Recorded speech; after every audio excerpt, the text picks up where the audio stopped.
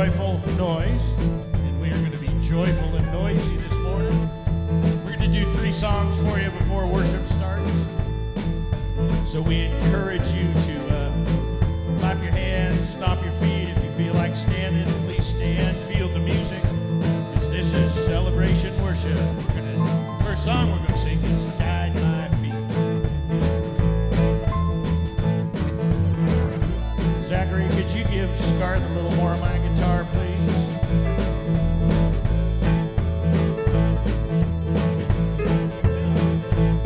Well, guide my feet while I run this race. Guide my feet while I run this race.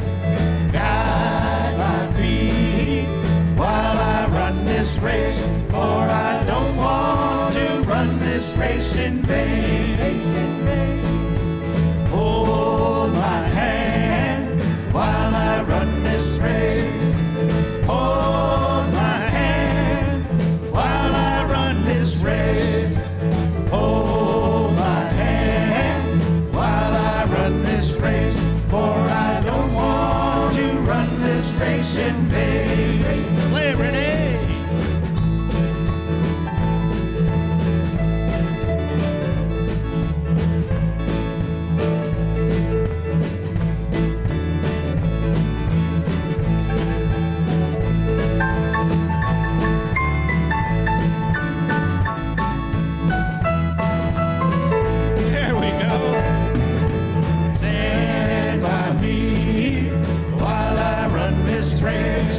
Stand by me while I run this race.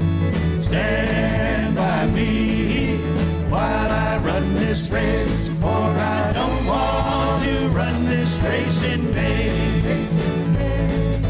Search my heart while I run this race. Search my heart while I run this race. Search my heart while I run this race. For I don't want to run this race in vain. Guide my feet. Well, guide my feet while I run this race. Guide my feet while I run this race. Guide my feet while I run this race. For I don't want to run this race in 4-chord.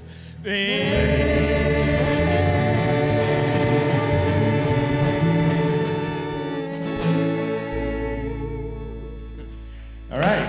Thanks. Good morning, everybody. We're all just warming up here.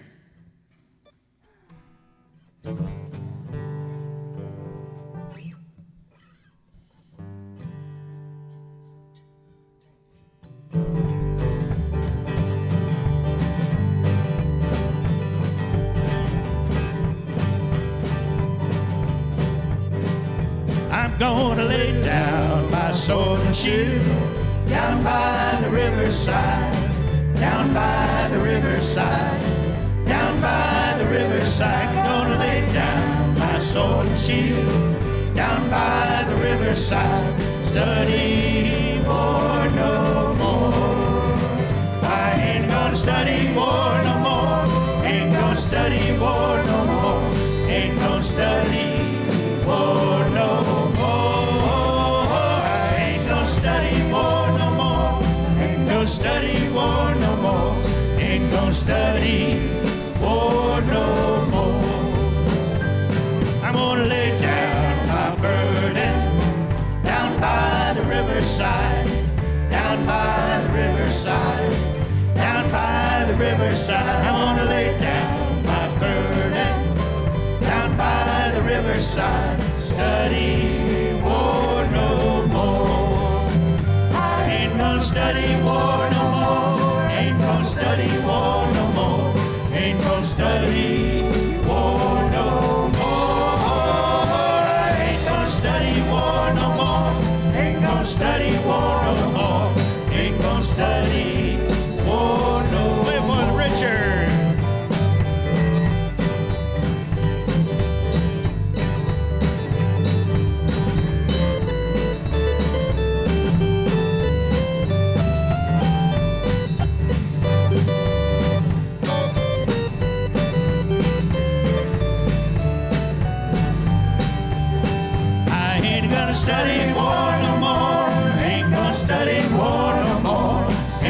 study war no more.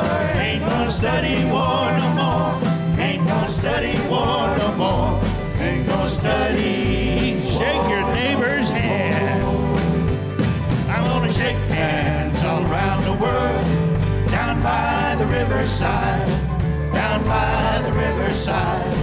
Down by the riverside. I'm gonna shake hands all around the world. Down by the riverside. Study war no more. I ain't gonna study war no more. Ain't gonna study war no more. Ain't gonna study war no more. Ain't gonna study war no more. Ain't gonna study war no more. Ain't gonna study war no more. Let's hear y'all sing it. I'm gonna lay down my sword and shield. Down by the riverside. Down by the riverside. Down by the riverside. I'm gonna lay down my sword and shield. Down by the riverside. Study war no more. Ain't gonna study war no more. Ain't gonna study war no more. Ain't gonna study war no more. Ain't gonna study war no more. Ain't gonna study war no more. Ain't gonna study war no more.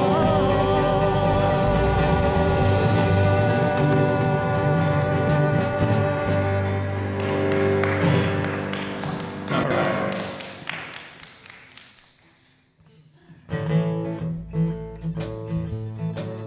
All right, we're going to bring the worship leaders up here this morning. If you're willing and able and would like to stand and put your hands together, that would be great. Because we're going to make sure you don't let nobody drag your spirit down.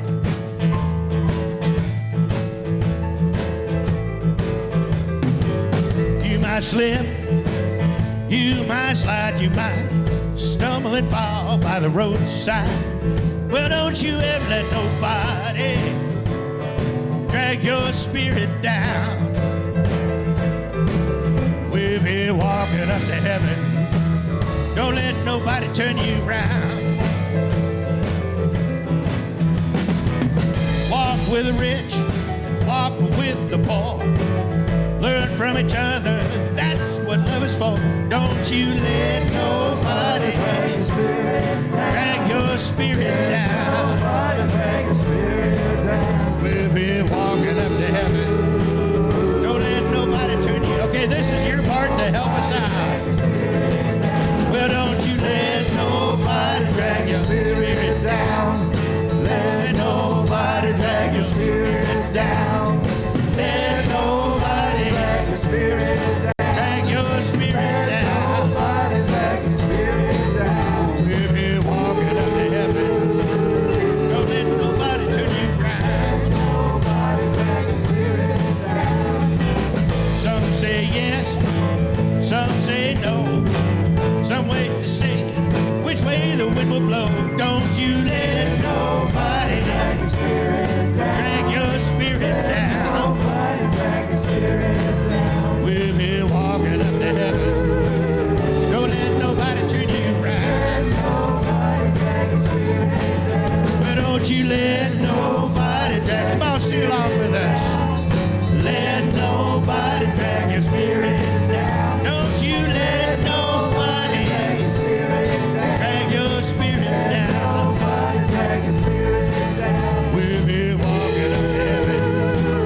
Don't let nobody turn you around. Let nobody drag your spirit down. Well, you might slip, you might slide, stumble and fall by the roadside. Well, don't you let nobody drag your spirit down. Drag your spirit down. Nobody drag your spirit down. We'll be walking up to heaven. Don't let nobody turn you around. All right, help us out last time. Well, don't you let nobody drag your spirit down. Let nobody drag your spirit down. Let nobody drag your spirit down. Drag your spirit down. Nobody drag your spirit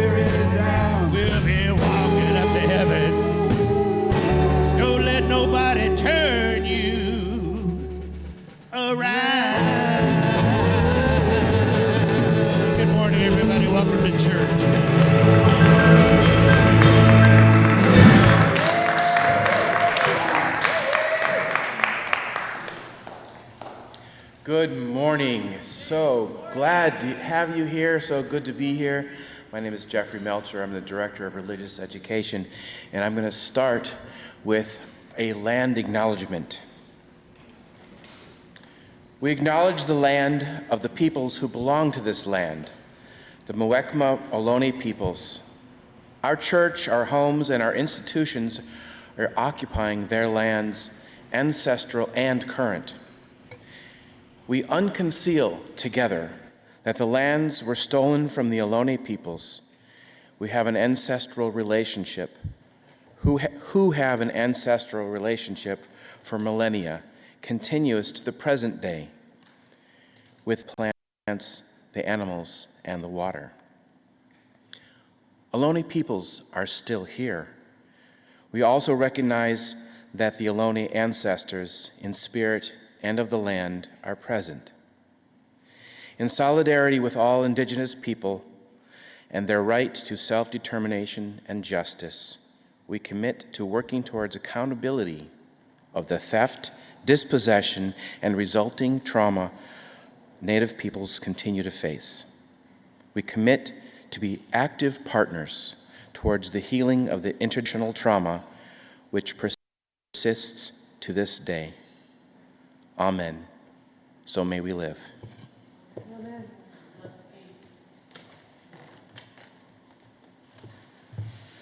Good morning, everyone. Good morning. I'm Nicole Fitzhugh, a member of your Board of Trustees.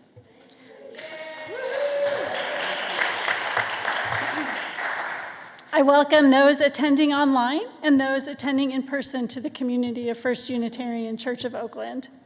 We are diverse in faith, ethnicity, history, and spirituality, but aligned in our desire to make a difference for the good. We have a track record of standing on the side of love, justice, and peace, working to build and to be a beloved community. Stewardship season has begun because we are the church. Now is the time. Members, friends, newcomers should have received an email last week from stewardship@uuoakland.org outlining our process. If you have not signed up for a small group gathering to connect with old and new friends, to share what has inspired gratitude and longings for the future, to learn about church financial and service needs, please look for that email which contains a sign-up link, or sign up with Dave Rude in Venti Hall after service. Gatherings are happening in congregants' homes, on Zoom, and here at church on Sundays. For those of you here at church today, there will be a gathering after service in the Star King room at 11:45. Snacks will be served, so come and join us, even if you did not sign up. Jody Matthews, please rise, will be facilitating, and we hope to see you all there. The First Unitarian Meditation Sangha welcomes meditators of all backgrounds and experience levels and meets on the third Monday monthly from 7:30 to 8:45 p.m. So, yes, the next meeting will be tomorrow. The practice begins with prayers of loving kindness before sitting silently for 40 minutes and concludes with check-ins and gentle conversation. Please email Carol Emert at meditation@uuoakland.org to join the email list for details and reminders, or if you are interested in learning how to meditate. Next Sunday, on the 23rd, half an hour after the end of worship service, the Committee on Well-Being of Shared Ministry will host a reflection circle to begin sharing and implementing participants' input from the worship and care exploration. You still have a chance to make your ideas known by following the link in the Chalice Chatter contained in Pastor Ninan's message. Whether you've provided input already or not, please join in. The room is TBD, but light snacks will be provided. And all members and friends are welcome to attend the next Board of Trustees meeting on Tuesday, October 25th. It will begin with a 15-minute public comment period at 6:45 p.m. You also may send an email comment to board@uuoakland.org, and it will be read aloud for you. Zoom details and a link to the agenda and meeting packet can be found in Chalice Chatter or email board@uuoakland.org. Thank you all.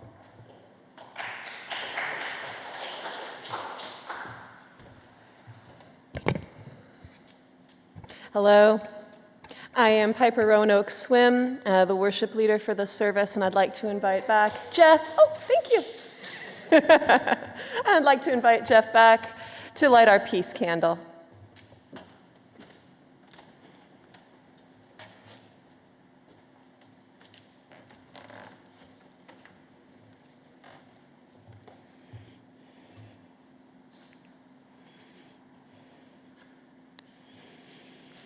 The wonders of technology.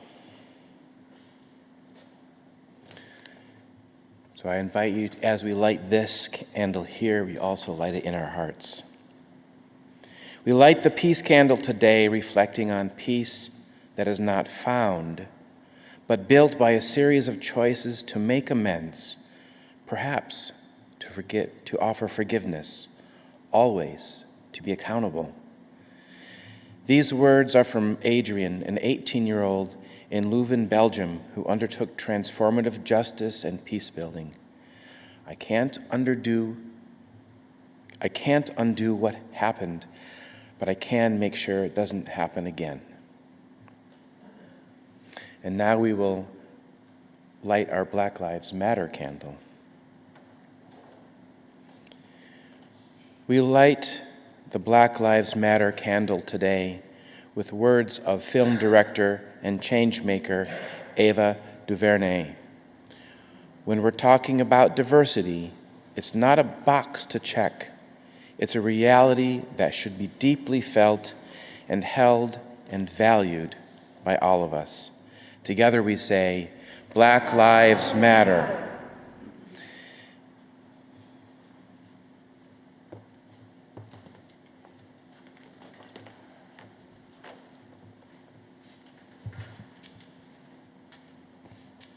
Please join me in lighting our congregational chalice.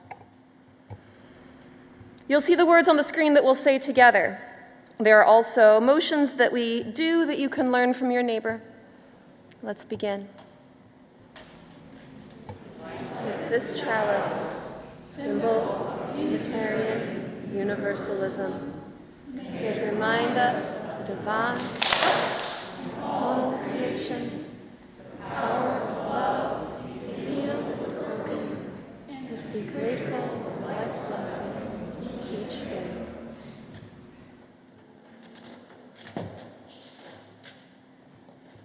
Listen to the words of Black female activist and healer Adrienne Maree Brown.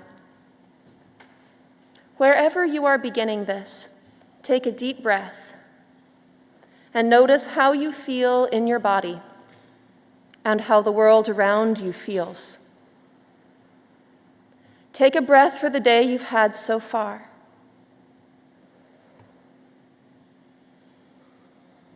And a breath for this precious moment which cannot be recreated. Now another for the day and night coming.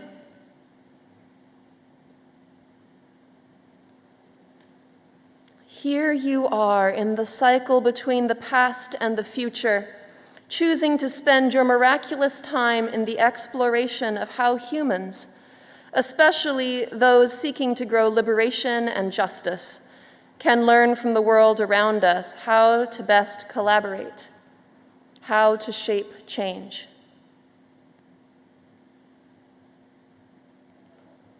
This is worship. In one voice, let the people say, "Come, let us worship together."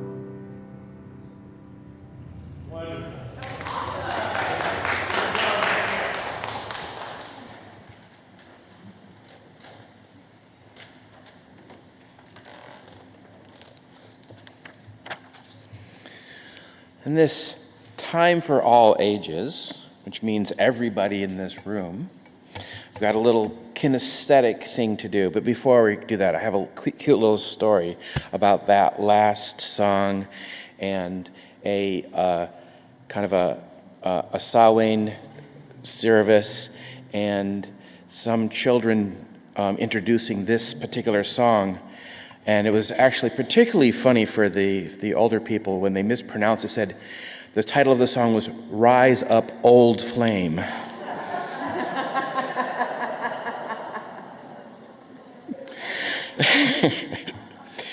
Today in worship, we'll be about how people are connected to each other and how we matter to each other. One of the ways people come to understand each other is by learning about what they have in common. Today, you might be able to learn about your neighbor's life, experience, and wisdom. So just for a moment, just take a look around at the few neighbors closest to you. And I'm going to ask you a question. And if you have done this thing in the question, give your neighbor a thumbs up, if you choose. If you haven't, pat your head. And you can interpret that as like, that's okay, or whatever, however you want to interpret that.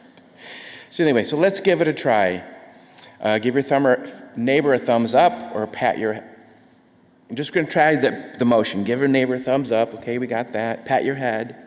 Yeah, you got that part. Here's the first question. Have you ever seen a lion? Well, maybe in the zoo, yeah. So we're going to go through a list of questions, and you can just kind of glance around. If you want to stand up and look around, that's perfectly fine too. So we'll start with some easier ones. Have you ever gone swimming? Look around. Have you ever been on a boat? Have you ever been on a cruise ship? A sailboat? A rowboat? A canoe? Have you ever been to the beach? Have you ever been to a black sand beach? Have you ever stayed on a farm? Have you ever slept in a cabin or a tent? Have you ever gone to a country fair? Did you ever slam the thing that made the bell ring? Did you ever go berry picking? Did you ever go blueberry picking and sneak eating a few berries? Did you ever win a prize? Have you ever stood in line to see a new movie when it first came out? Did you ever ride a bus?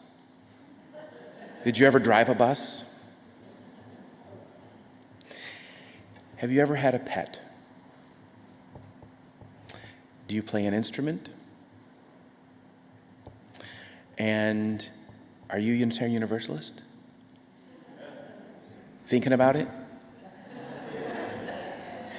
All right. Thanks so much for playing.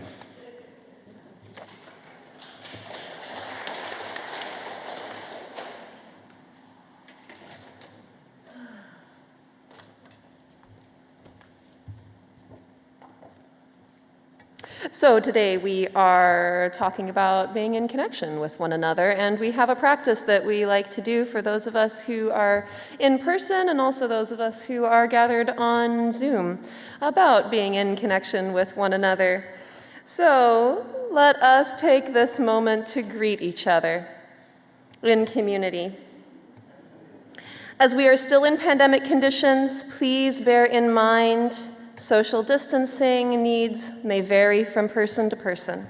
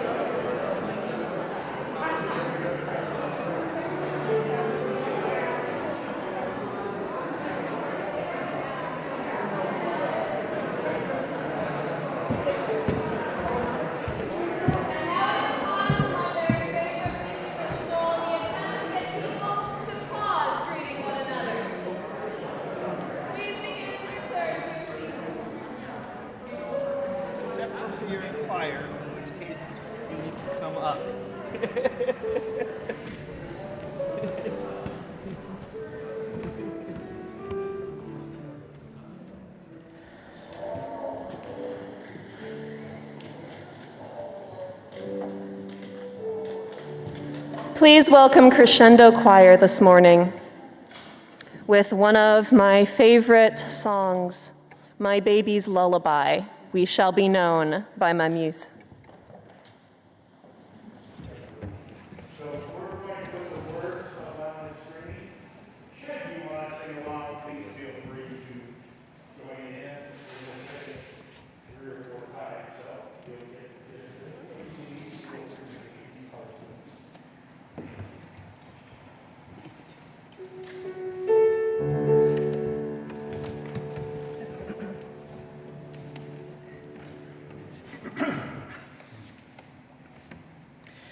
We shall be known by the company we keep, by the ones who circle round to tend these fires. We shall be known by the ones who sow and reap the seeds of change alive from deep within the earth. It is time now. It is time now that we thrive. It is time we lead ourselves into the well. It is time now, and what a time to be alive. In this great turning we shall learn to lead in love. In this great turning we shall learn to lead in love. We shall be known by the company we keep, by the ones who circle round to tend these fires. We shall be known by the ones who sow and reap the seeds of change alive from deep within the earth. It is time now. It is time now that we thrive. It is time we lead ourselves into the well. It is time now, and what a time to be alive. In this great turning we shall learn to lead in love. In this great turning we shall learn to lead in love. We shall be known by the company we keep, by the ones who circle round to tend these fires. We shall be known by the ones who sow and reap the seeds of change alive from deep within the earth. It is time now, and it is time now that we fly. It is time to lead ourselves into the well. It is time now, and what a time to be alive. In this great turning we shall learn to lead in love. In this great turning we shall learn to lead in love.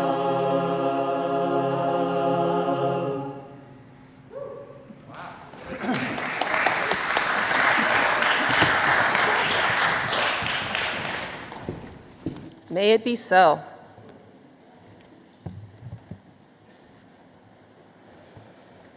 You may or may not be aware, since I walked in with the pointy black hat, but I am a witch.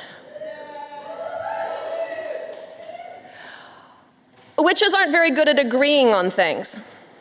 We don't have a lot of sacred texts because of this, but this morning, as one of our readings, I would like to share with you a text that maybe somewhere between 71 and 93% of witches agree might perhaps be sacred. It is the charge of the goddess. It was first begun to be written by Doreen Valiente, and then the writing continued from Starhawk, who is the leader of my specific tradition reclaiming witchcraft. Listen to the words of the great mother who of old was called Artemis, Astarte, Dione, Melusine, Aphrodite, Ceridwen, Diana, Arianrhod, Brigid, and by many other names. Whenever you have need of anything, once a month, and better it be when the moon is full, you shall assemble in some secret place and adore the spirit of me who is queen of all the wise. Sing, feast, dance, make music, and love all in my presence, for mine is the ecstasy of the spirit, and mine also is joy on earth.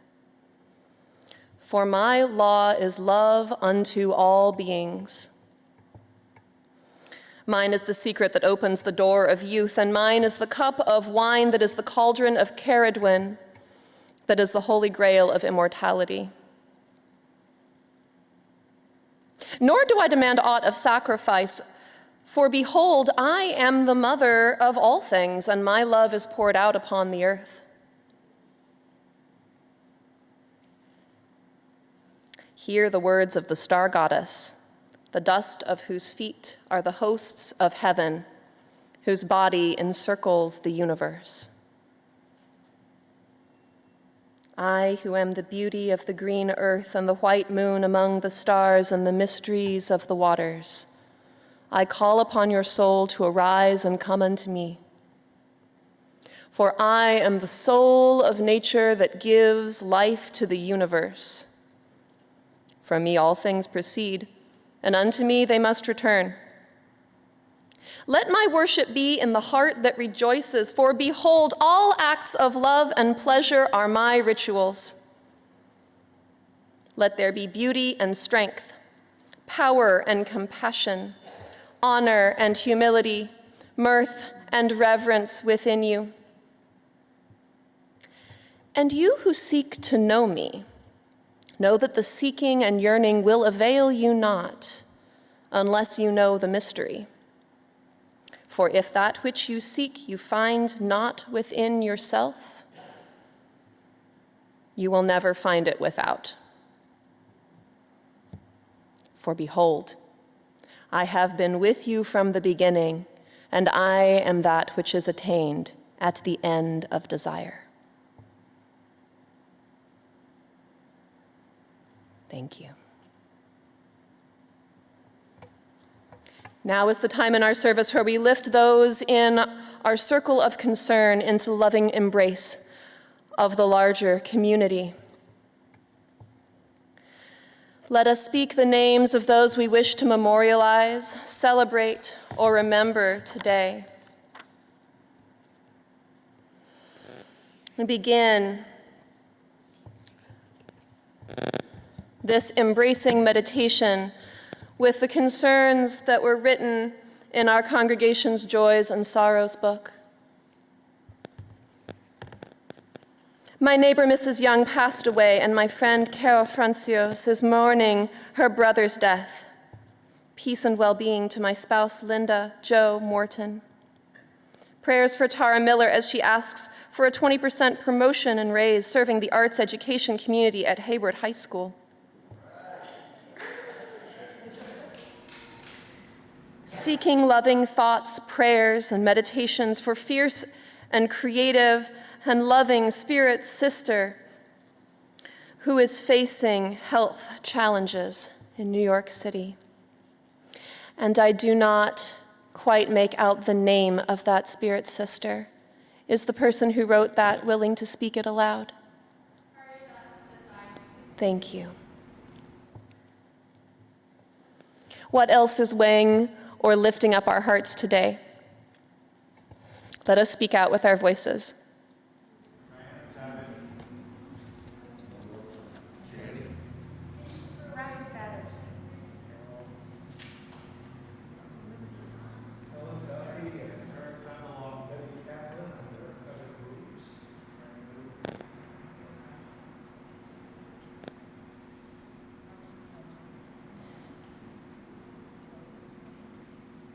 for the names that have been spoken, and for all those that remain in the silent sanctuaries of our hearts. We offer the embrace of this beloved community. Will you join me in sharing the words of blessing on the screen? We hold them in our care. Them in our care. Blessed be.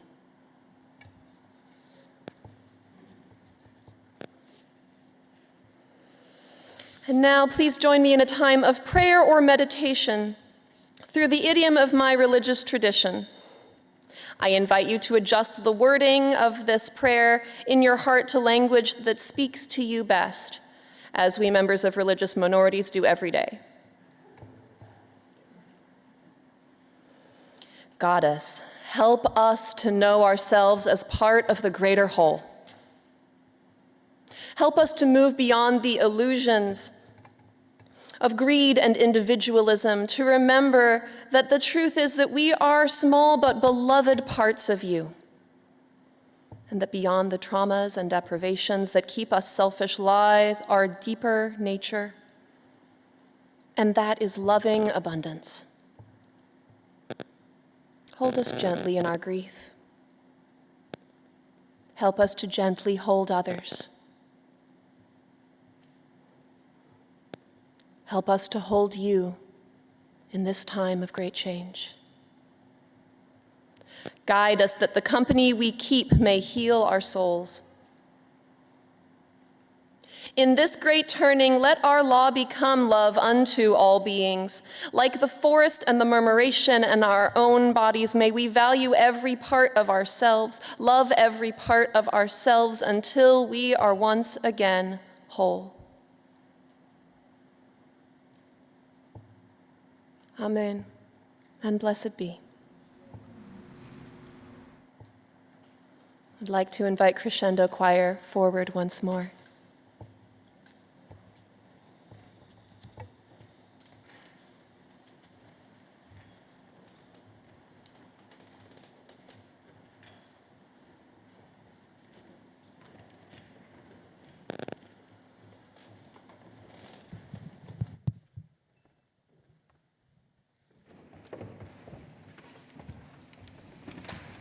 We'll be singing a song in Hebrew, and the translation is, "The world is sustained by three things, by truth, by justice, and by peace."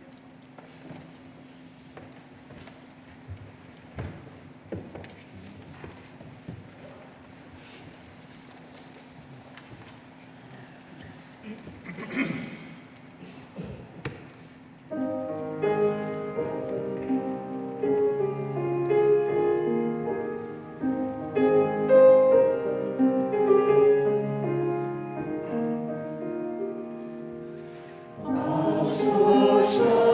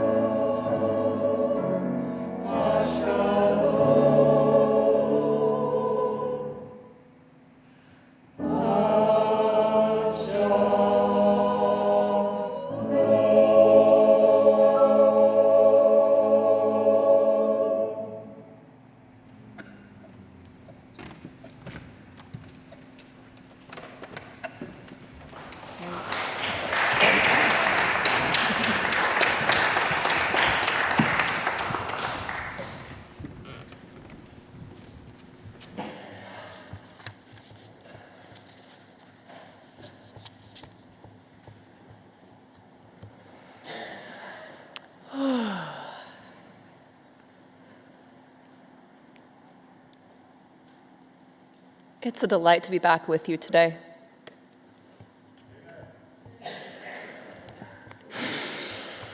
Thank you for your attention, your thoughtfulness, and your presence in this community today. Or as my teacher, Thea Ma of Star King School for the Ministry would summarize it, thank you for your showing upness. On a chilly January morning more than 3 years back, I was sitting in a circle of grad students, mostly from Star King, as Thea Ma and Ibrahim Baba introduced us to the social change theories of Adrienne Maree Brown. If you have not heard of this Black social justice activist before today, I invite you to look her up. I can almost guarantee that the experience will change you. Myself, I've been wrapping my head around her complex and healing ideas ever since. Today I'll share one part of her work with you, her writings on fractals from her book Emergent Strategies. We'll dive into a few examples from the natural world, theologies, and archaeologies. And the purpose of all this is not to make grand philosophical points that will magically catapult us into action for a better world. My point is simply that the world is amazing. And I can't think of a better way to spend a Sunday morning than by sharing some of the wonder of how life works together in community. If you feel filled up and inspired toward action because of what you hear today, blessings. And I'll have a few words toward the end on what you could do with that energy. If not, that's perfect too. Let's soak in the beauty of the universe of which we are a part.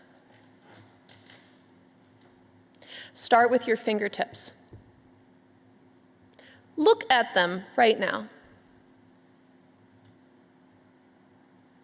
You probably know that the swirls in those fingertips are different from anyone else's, your own unique print. Did you know that the general shapes in your fingerprints show up all over nature, in places much smaller and larger than yourself? Adrienne Maree Brown writes, "Tune in to the prevalence of the spiral in the universe. The shape in the prints of our fingertips echoes into geological patterns all the way to the shape of galaxies. Then, notice that the planet is full of these fractals. Cauliflower, yes, and broccoli, ferns, deltas, veins through our bodies, tributaries, etc. All of these are echoes of themselves at the smallest and largest scales. Dandelions contain an entire community in each seed that gets blown on children's breath.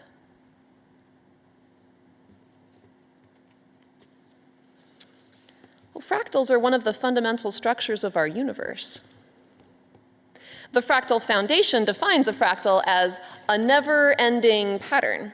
Fractals are infinitely complex patterns that are self-similar across different scales. They are created by repeating a simple process over and over in an ongoing feedback loop. On the screen, you'll see a computer-generated fractal. But if you saw a tree on your way to worship today, you saw a fractal. The relationship of the trunk to its main branches out to the smallest twigs is a mathematical fractal pattern. Similarly, if you had coffee this morning and it had foam bubbles on top, you drank a fractal. The veins in our bodies and river deltas are part of the same pattern.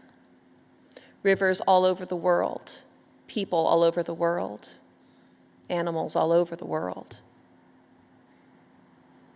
When we celebrate ourselves, when we celebrate each other, we celebrate the universe because we are not separate systems. We are reflections of one another. Actually, modern science isn't necessarily behind the idea of any of us being separate and disconnected entities. Every person is a collection of tiny cells, we know. more than 37 trillion of them, which all operate together for survival and growth under ordinary circumstances. But you're not just one body made up of a lot of little cells. You're also a lot of different living organisms.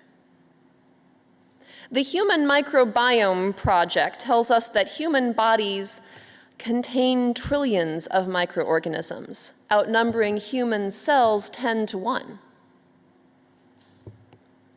The vast majority of these tiny creatures are helpful, in fact, critical for our survival. For example, there are microbes that let us digest kinds of food that our own genes don't tell us how to do. These researchers also tell us microbiomes contribute more genes responsible for human survival than humans contribute. 360 times more. Within us are smaller entities doing smaller tasks to keep us alive every day, while we walk around the world doing larger tasks to keep us alive, like not stepping out into rushing traffic. Self-similar patterns across different scales.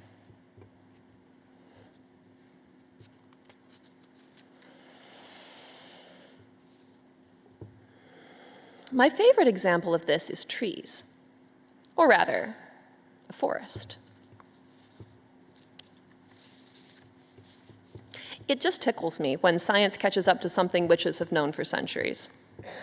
This happened a few years ago and made the news even more recently. Ask most any witch whether trees can talk, and we'll tell you an unhesitating yes. To us, it's just a matter of learning to listen to these much, much slower beings. Now science can explain part of how trees talk and why. There is actually no survival of the fittest individualism in a healthy forest like we thought for some centuries in science.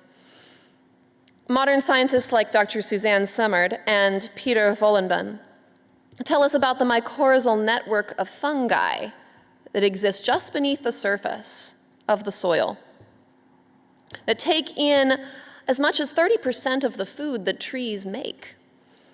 And in exchange, they pass messages from one tree to the next, especially among trees of the same species, which it turns out are communal.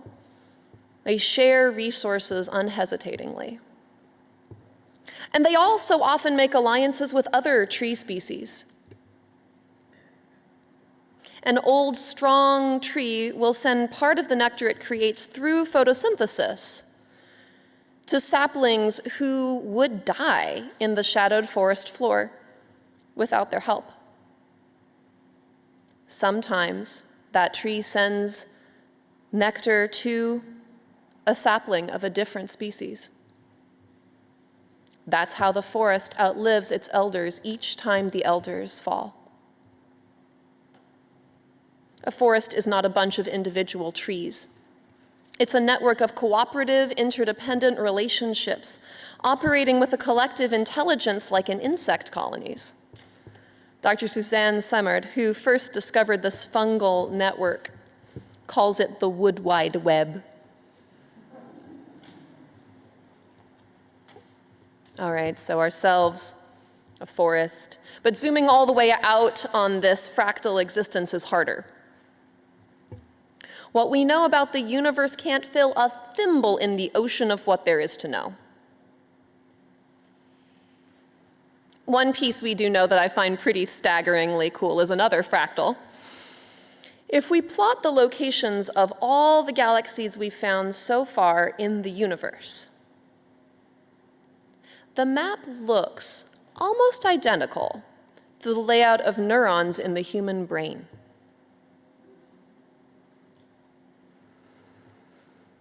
But there's so much more that we don't know and can't explain and don't even know that we haven't thought of the questions to ask.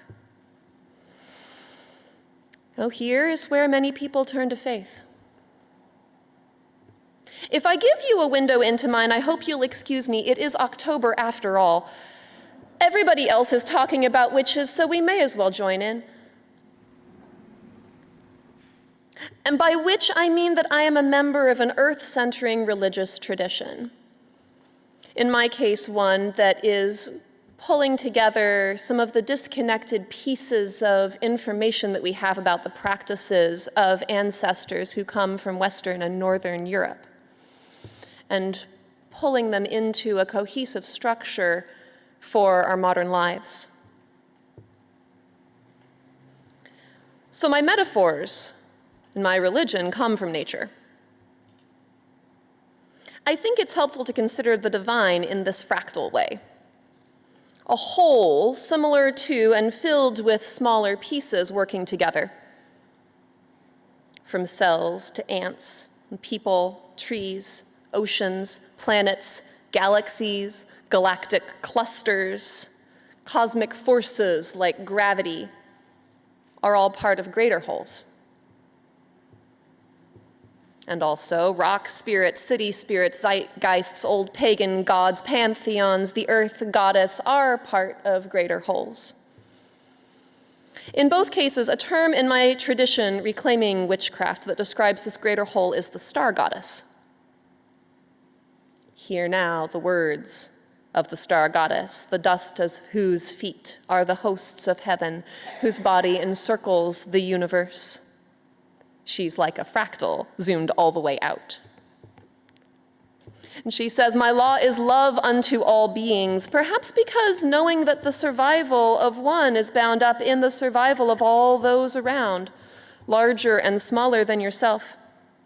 The star goddess is all of us, and the mother of all of us. One of our most well-loved chants begins, we all come from the goddess, and to her we shall return like a drop of rain flowing to the ocean. Because of fractals, soon my tradition will gather in the hundreds to perform the spiral dance, recreating together the shape of the galaxy and our own fingerprints. So for me, the star goddess can't possibly hate any of us or wish us ill, any more than I can hate the trees that I exchange breath with at every moment, or the gut microbes I depend on to digest fats. So even though I may not understand how viruses or hateful people help the whole survive and flourish, it doesn't make sense on this kind of level for me to hate coronavirus or Proud Boy or... Okay. It may not make sense in a pure fractal universe theoretical way, and then theory hits real life. Our modern human world doesn't look a lot like an interdependent and loving web. We hate and hurt other humans, our environment, parts of our own bodies, all the time. It feels easy for me, most moments, to dismiss someone spouting alt-right rhetoric that gets BIPOC and trans people killed, along with religious minorities and people that just got in their way. Their ideas are terrifying to me, and a lot of the time, I don't want to be in the same universe with them.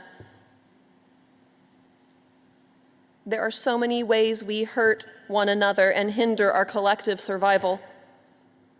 Oakland is a far cry from the ancient forest oak sharing its nectar with another species sapling.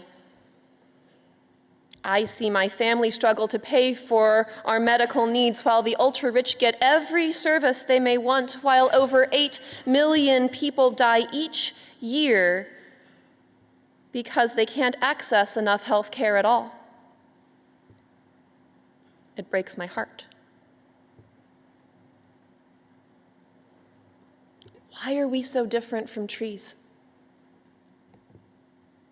From the complex alliances of microorganisms that let us live.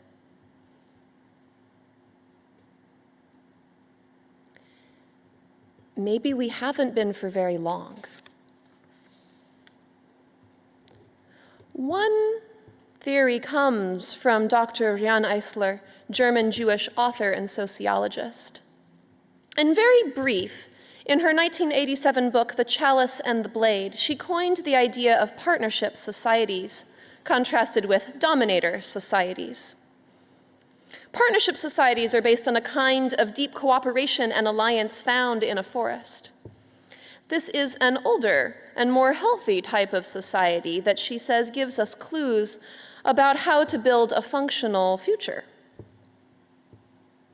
On the other side, dominator societies, patriarchal, war-loving, eager to steal and conquer, swept first across the Mediterranean and Europe, and then spread around the world through colonialism, beginning no earlier than a few thousand years ago. Archaeological work since then supports her theory. In Çatalhöyük, in ancient China, and in dozens of other sites around the world, we find solid evidence that until pretty recently, human societies acted in egalitarian, collective health-promoting ways, more like the forest than the lumber industry. A partnership model holds in some religious communities today. For me, the idea that this present way of take, war, colonialism, abuse, white supremacy, domination, is a new and brief part of human history is comforting. Knowing when the system started, to me, makes it sound easier to end. So what to do? If you're content to walk away inspired by fractals, great. And if you want to act, I may have bad news. The answer isn't to go out and help others change their ways. For if that which you seek you find not within yourself, you never will find it without. Adrienne Maree Brown writes some beautiful stories about change organizations that realized all of the changes they were trying to make in the world would fall flat, while their own inner structures perpetuated systems of domination and made the changes they needed to. And it was hard. She writes, in a fractal conception, I am a cell-sized unit of the human organism. And I have to use my life to leverage a shift in the system by how I am, as much as with the things I do. This means actually being in my life, and it means bringing my values into my daily decision-making. Each day should be lived on purpose.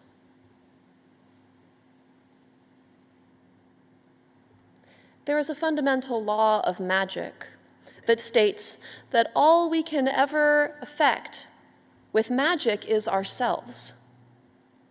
But by changing ourselves, because we are so interconnected, we change everything.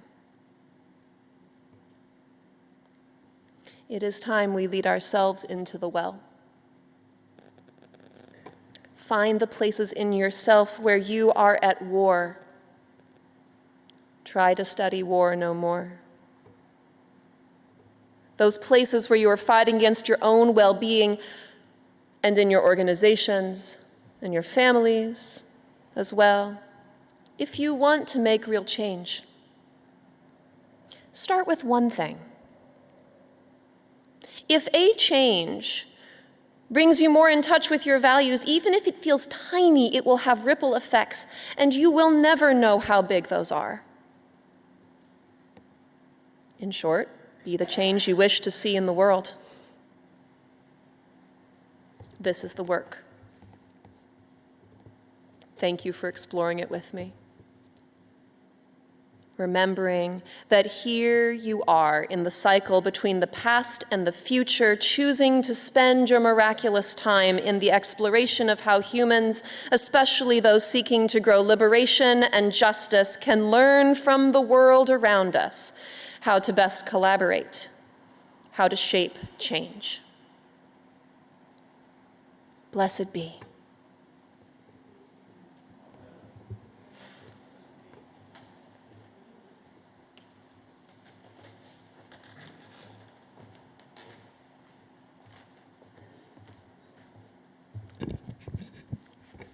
Thank you for that.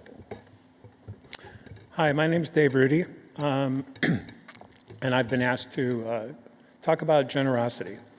I've learned 4 things sitting up here. 1, it's really hard to see people with all the lights in your eyes. 2, it's really hard to hear up here with all the echoes, especially with hearing aids and old ears that lost a lot of that high-pitched hearing back in the days of small rooms and very loud bands. And 3, the chairs are really hard. But the other thing I learned here is that, wow, there's a lot of people here. Generally, my wife Carol Lane and I sit forward, and we don't see the folks behind us, and it's great to see everyone. And that's what this message is about to me. I've been on the stewardship committee now for a short while. My wife Carol and I moved here with our little dog Bodie, who is home with Carol because he doesn't like being left alone, and our doggy sitter was ill this morning. But one of the things we really looked forward to was being in fellowship with members of Unitarian Universalist congregations. And this is the one we chose, and this is the one we've put our time, talent, and treasure into. We joined last November and made our first pledge there. We had just moved here from Rhode Island, and although we brought the money from that house with us, we knew that our living expenses were going to be significantly different than they were there. Taxes are higher, gasoline's higher, food is higher, everything's higher. So we had to take a look, and we're taking a look now at what we can do this year. So when Jody talked about getting together with members of the congregation in small groups, we were one of the first to volunteer to host that in our condo. And we did that last night. I think it was the first one. We had myself, Carol, Jody, and 2 other members of the congregation who we got to know really well. And that's what this is about. Yes, it's a pledge drive. Yes, there's an ask for money, but everyone gets to leave without being tackled to the floor and sign your life away. And you know what? In the years I've been on stewardship in other congregations, pledges can change when circumstances change, even during the year, but certainly over time. When I got laid off in 2008, we were not able to do as much as we had been doing. And over time, now that I'm fully retired, we've had to make adjustments to that. But we've always kept in mind this is one of the most important things in our giving, and we make it the highest priority. If anyone tells you, well, if you just took a look at your $4 Starbucks order every day and put that in the offering plate, we'd be happy. That's a joke. We're not asking you to make sacrifices. But what I do is I look at what can I do that is generous, that is loving, and that makes me committed to this congregation. And that's what we do. So 2 things. After the service, I'll be in the fellowship hall, and if you want to join a small group, feel free to sign up. Some are at members' homes, some will be here after church. And there's one after church today. If you haven't signed up for it, feel free to walk in. There will be food. You won't go hungry, so you can stay around. And we had a great time. We got to hear people's stories, share our Unitarian Universalist experience, and I just think everyone can benefit from that. As far as what you give, we heard last week Tara did a great job talking about tithing and all the challenges of home ownership and kids in college. And being retired, we talk about, well, what percent of my income? Well, my income is not an income. It's coming out of pensions and, retire and 401ks and IRAs. So what is that? I could take as much or as little as I want. So my rule of thumb is I try to look at 3% of what I spend every year and make that my goal for my pledge. Sometimes we can do it, sometimes we can't, and sometimes it's a stretch, but we do it anyway. I encourage you to join these groups, to feel what it's like to connect again with people, with faces in the room, and remember the importance of this congregation is the community. With that, now it's time for our invitation to generosity. Every week, we know many of us have made pledges online, sent in checks, done other electronic banking things, and that's very important. It's also very important to pass the plate because not everyone can make that electronic or check donation, but they do it in other ways. But more importantly, even if you have done that, a show of generosity each week, to me, feels like the commitment I made when I was in junior high school, and we would, in the Lutheran church I grew up in, get our little boxes of envelopes with the number on it, which identified you. And then the people would go through it, and that's how they accounted for the pledges. I don't remember my parents ever pledging, but I know when we went to church, when my dad felt like driving, that every week we put something in. And I think it's another sign that we are together in this.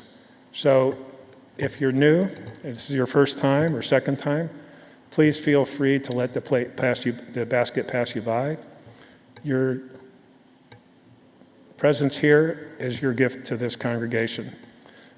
The offering will now be greatly received.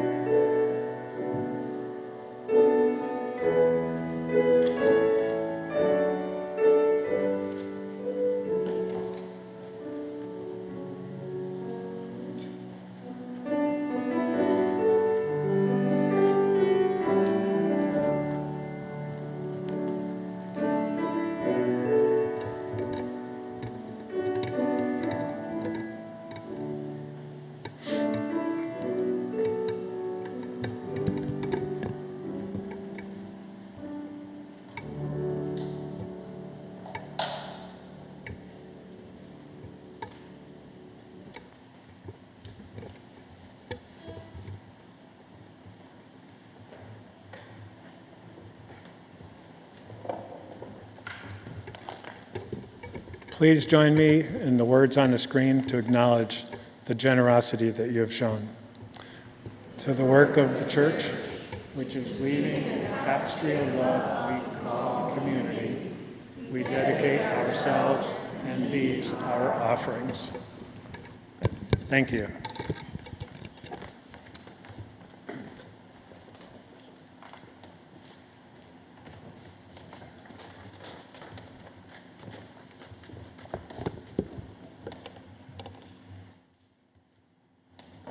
Let me see if I got this all. What can I do today that is generous and loving? This is the work. The world is sustained by three things: by love, by justice, and by peace. Help us to know ourselves as part of the greater whole. We offer the embrace of this beloved community. For if you find it not within yourself, you never will find it without. We shall be known by the company we keep. Welcome. Blessed be.